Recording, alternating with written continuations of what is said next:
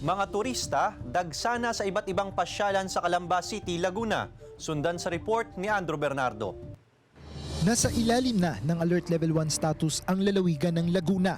Kaya naman, mas bukas na ito sa mga turista. Gaya ng resort na ito sa Barangay Pansol, Calamba City.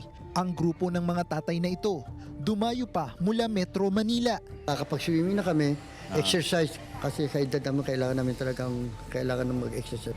Hirap kami lumabas kasi siyempre may ilag din kami sa mga checkpoint na pabalikin kami. Pero ngayon okay na kasi level na medyo maluwag na. Sana tuloy-tuloy na. Wala normal na ulit. Bagamat nandun pa rin ang pag-aalala ng ilang magulang, nagagawa na nilang isama ang mga anak sa pagre-relax gaya ng turistang ito na kasama na ang 5 buwang gulang na anak.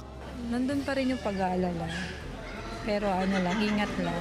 Kahit maluwag na ang protocols, sinisiguro pa rin ng resort na may patutupad ang minimum public health standards. Strict pa rin po, hindi po kami nagka-crowded. Tapos po, yun nga po, hiwa-hiwalay pa rin. Tapos no mask, no entry talaga. Tapos po yung kung ilan lang yung kailangan, yun lang po. Hindi kami nagdadami, sir. Kung magawa 100% na, hindi pa po. 50% pa rin kami. Hindi kami nagdadami ng tao. Bukod sa resort, maganda rin ang epekto ng mababang alert status sa malaki at maliit na negosyo sa Barangay Pansol. Napakalaking tulong po kasi talagang sobrang natulungan kami sa pagbabalik ng mga negosyo namin. Katulad ako, lahat ng mga customer ko ay sa resort. Pagka sila'y nag-swimming, syempre automatic sa akin sila o-order ng mga pagkain. Natutuwa po ako nakakapagtinda-tinda na ako, panggastos namin sa araw-araw.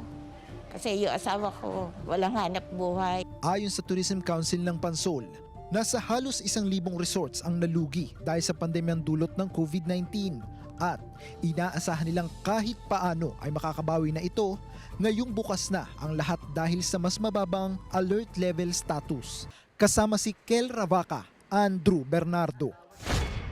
Balitang Southern Tagalog.